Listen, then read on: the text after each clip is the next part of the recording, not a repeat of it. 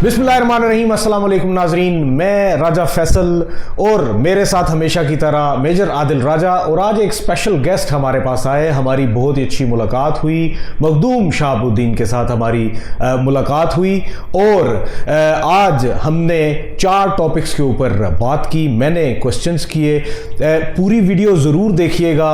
सबसे पहला जो क्वेश्चन मैंने किया वो इस मौजू पे किया कि जो EU डिसइंफो लैब थी उसके हवाले से जो भारत के ऊपर मीडिया को लेके जो संगीन इल्ज़ामात लगे, उस तरफ से फिर उस हवाले से कोई भी जवाबात भी ना आए, इसके ऊपर बात की मैंने।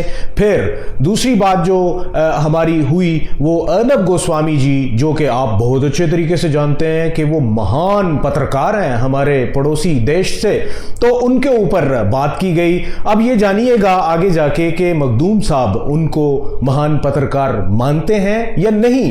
साथ ही साथ मेजर आदिल राजा से हमने जो पहला क्वेश्चन किया वो जो सेपरेटिस्ट मूवमेंट्स चल रही हैं इस वक्त एग्जिस्टिंगली, उसके ऊपर एक बिल्कुल लेटेस्ट इंटेल थी जो कि उन्होंने शेयर की।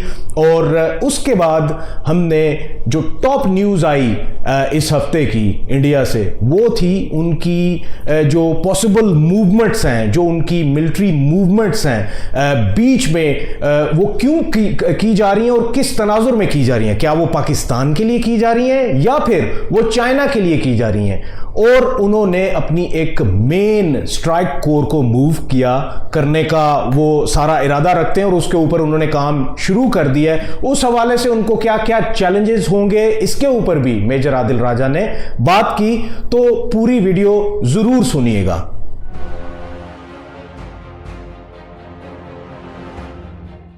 देखिए जी, 2-3 चीज़ें हैं EU डिसइंफो लैब को लेकर जिन्हें समझने की ज़रूरत है। सबसे पहले एक चीज़ का हमें एतराफ़ करना पड़ेगा और अपनी नाकामी से इसे शुरू करते हैं। एक तो भारत ने बड़ा फ़ायदा उठाया है, नुकसान पाकिस्तान का हुआ है और बड़ा अरसे तक होता रहा है, और ये नैरेटिव की जंग में वो लोग बड़ा ही हमें डेंट लगाते रहे हैं। लेकिन अब वक्त हमारा है। एक तो ये जो इनके साथ हुआ और जिस तरह ये खुद बुरी तरह एक्सपोज हुए, उसकी वजह से एक मैं भारतीयों को आज बता दूं अगर कोई सुन रहा है। अव्वल तो पहली बात तो यह है कि आप अच्छी सही खबर देते ही नहीं है, और अगर कभी गलती से अब आपके मीडिया ने सही खबर दे भी दी तो आपके साथ शेर आया वाला वो जो कहानी बचपन में हम सुनते थे ना, वो होने वाली है। अब आपका बुरा वक्त शुरू हो चुका है और इसके अंदर 3-4 चीजें हैं जिन्हें समझने की जरूरत है। एक तो यूरोप के अंदर जो भी इन्होंने, यूरोप में नहीं सिर्फ अक़वाम मुत्तहिदा में, UN में, पूरी दुनिया में जो जो बॉडीज़ हैं उन्हें जो इन्होंने अफेक्ट करने की कोशिश की, वहाँ पर इन्होंने अपना असर रसूख लगाया।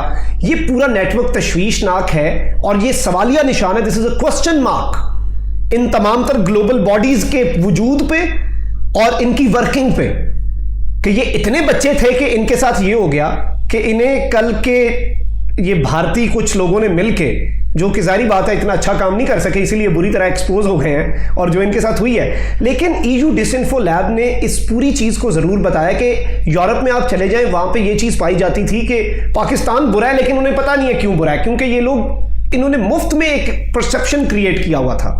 लेकिन अब चीज़ें ठीक भी हो रही हैं और EU डिसइंफो लैब की जो रिपोर्ट है ये भारतीय खुद देखेंगे कि इनके खिलाफ कितना जाती है। एक तो जो इन्होंने पाकिस्तान के खिलाफ प्रोपेगेंडा किया वो मल्टीप्लाइड बाय 0 होगा और वो पूरा ये बैक टू द स्टार्ट होंगे।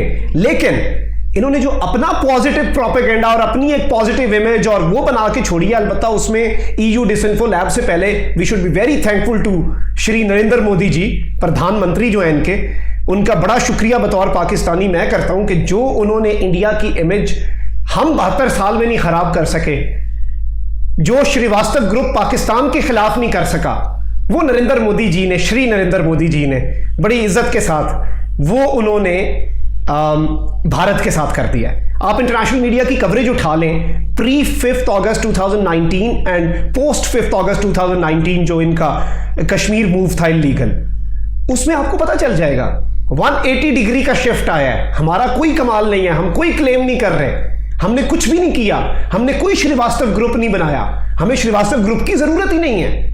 श्रीवास्तव ग्रुप की तो आपको जरूरत थी क्योंकि आप तो झूठा प्रोपेगेंडा कर रहे थे। मोदी ने तो आपका असल चेहरा दिखाया है, मोदी ने तो आपके चेहरे के ऊपर से जो एक नाम नेहाद सो कॉल्ड मास्क था सेकुलर का, वो उठा के फेंक दिया और पूरी दुनिया देख रही है, आप नंगे हो चुके हैं। और इसके लिए we should be very thankful to Modi ji. मैं पता नहीं लोग मोदी जी को बुरा क्यों समझते हैं। मेरा अगर खुद भी पास चले, मैं मोदी जी की वालदा को मैं भी साड़ियाँ भेजूँ, मोदी जी को मैं भी मियाँ साहब की तरह आम भेजूँ और उनका शुक्रिया अदा करूँ, थैंक यू वेरी मच। जितना नुकसान हमने नहीं किया, जनाब वॉज राइट, जो हम नहीं कहलवा सके आप कहलवा रहे हैं। और मोदी जी को, हमें तो भाई दो कौमी नजरिए को सही साबित करने वाला शख्स ही नरेंद्र मोदी है।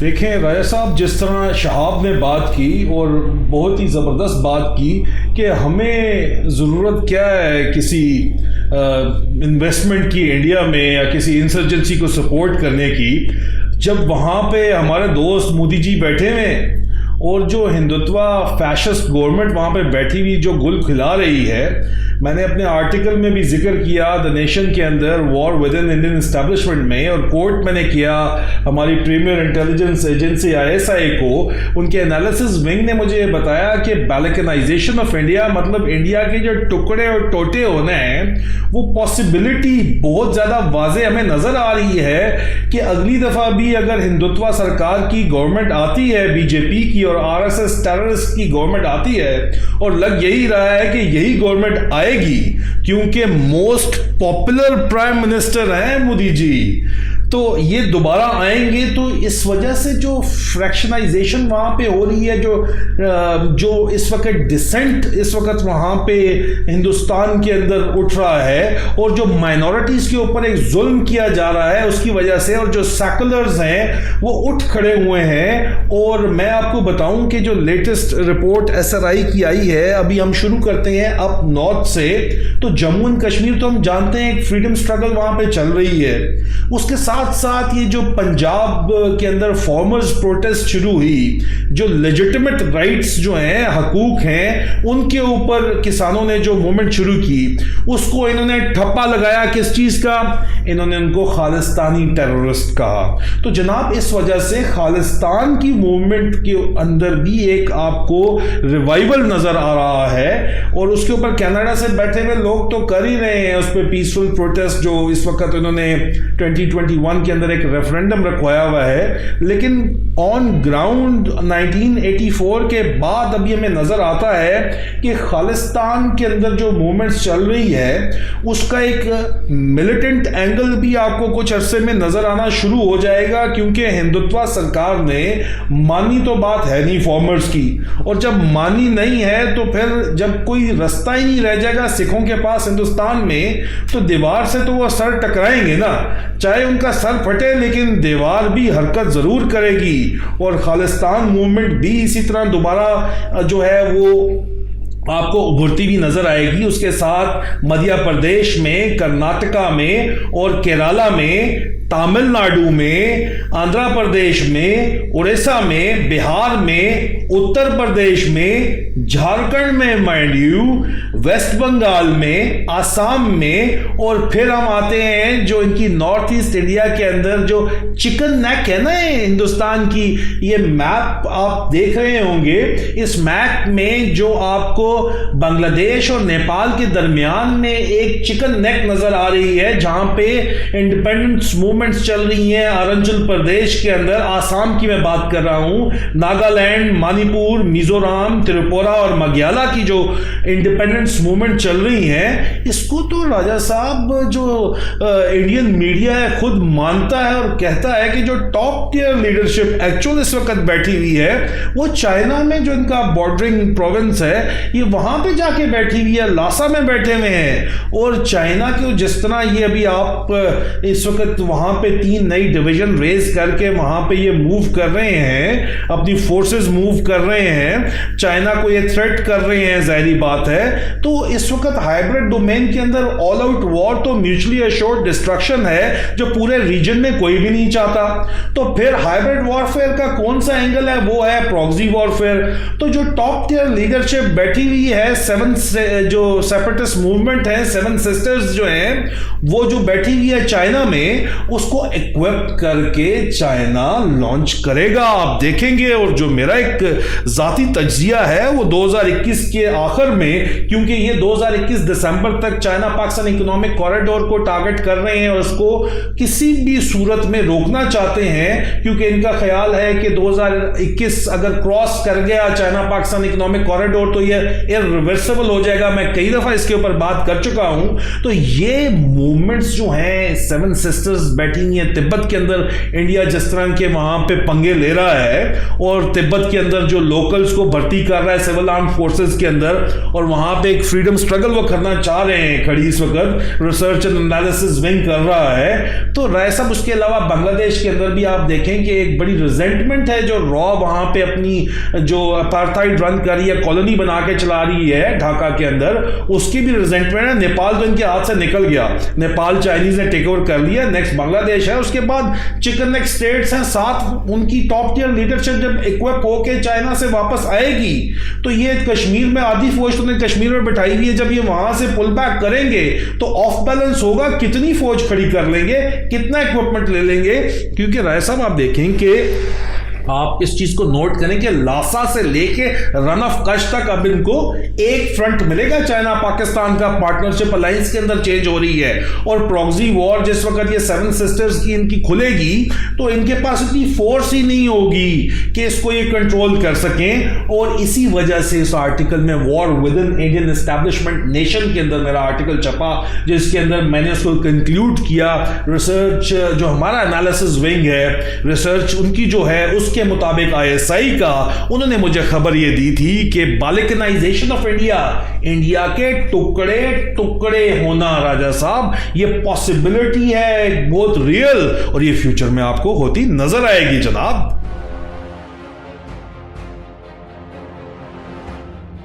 सबसे पहली चीज़ तो मैं आपके साथ इजहार यकजहती भी करूँगा और अफसोस का इजहार भी, और मैं समझता हूँ हुकूमत पाकिस्तान को आपको तमगा शुजात और कोई तमगा बर्दाश्त देना चाहिए अगर आप अर्नब गोस्वामी के साथ इंटरेक्ट कर चुके हैं। This is a very big achievement कि एक जोकर, ऑब्वियसली हमने तो दिफा करना है, लेकिन अर्नब गोस्वामी जो है उसे सहाफ़ी कहना सहाफ़त की तौहीन है।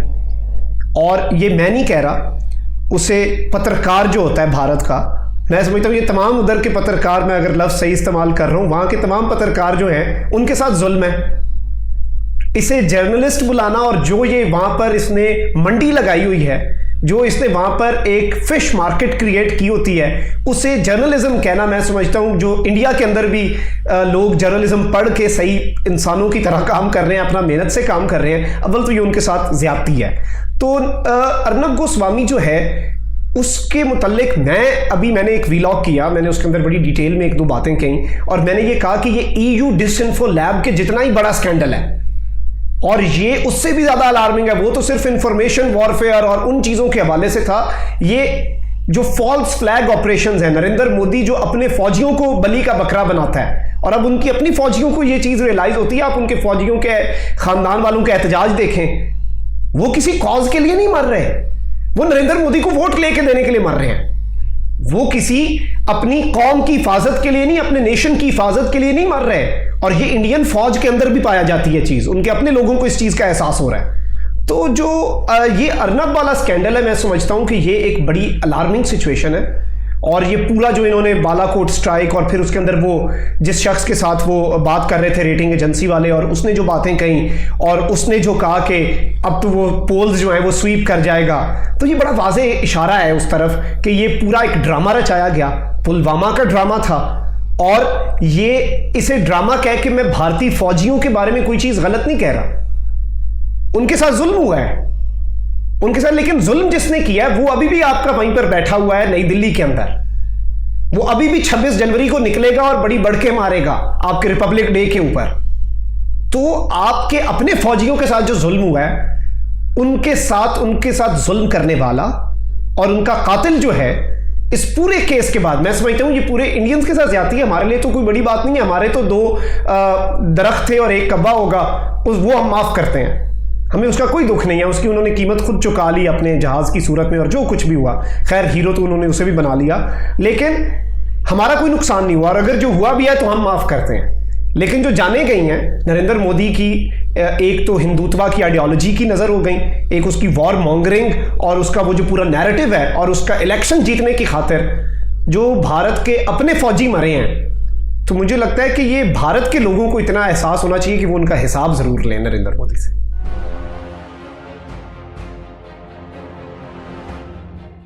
देखिए राय साहब, एक तो हमारे खबरियों ने खबर दी और हमने पिछले काउंटर स्ट्राइक में ब्रेक की, जो हिंदुस्तान में हमारे यार बैठे हुए हैं ना, जो हिंदुत्वा फैशिस्ट के खिलाफ खड़े हुए हैं इस वक्त दीवार बन के, उन्होंने हमें खबर दी कि 3 नई डिविजन्स रेज कर रहे हैं। और अब नई खबर हम आपको ब्रेकिंग न्यूज दे रहे हैं, हमारी भी स्ट्राइक कोर है। और आज तक आपको ये बात गौर करनी होगी कि इन्होंने सिर्फ और सिर्फ पाकिस्तान से जंग की तैयारी की और इनका फोकस पाकिस्तान था। ये तो इनको माल पड़ी और 40,000 ये मानते हैं, असल में तो 90,000 स्क्वायर किलोमीटर चाइना ने इनसे ले लिया। और इनकी मेन सप्लाई रूट जो इनका जा रहा है सियाचिन को, वो ब्लॉक कर दिया। इन्होंने बिलियंस ऑफ रुपीस लगा के सड़क बनाई, जो मेन सप्लाई रूट डेवलप किया लद्दाख से, उसको इन्होंने जो है सब सेक्टर नॉर्थ को जा रहा था DRDO जो रोड थी वो इन्होंने ब्लॉक कर दी चाइनीज ने, और वो अभी इनके ऊपर कुछ भी। और इन्होंने जो ऑल्टरनेटिव रूट ये डेवलप कर रहे हैं उसमें इस वक्त 3 टनल्स रहती हैं, वो भी टर्किश फर्म बना रही है। हमारे दोस्त है चाइनीज फॉरेन मिनिस्ट्री ने कहा कि हमारे मिसाइल की जात के ऊपर है, वो किसी भी वक्त हम उनको 3 साल बाद आप बनाएंगे, हम 3 साल बाद एक मिसाइल फायर करके बंद कर देंगे। इनका दोबारा सारे का सारा लॉजिस्टिक चली गई एरियल ट्रांसपोर्ट के ऊपर, और वो लिमिटेड है, जाहिर बात है। और वो भी जाहिर बात है, वो एयर कवर, एयर सुपरियॉरिटी चाइना के पास है पूरे के पूरे रीजन के अंदर।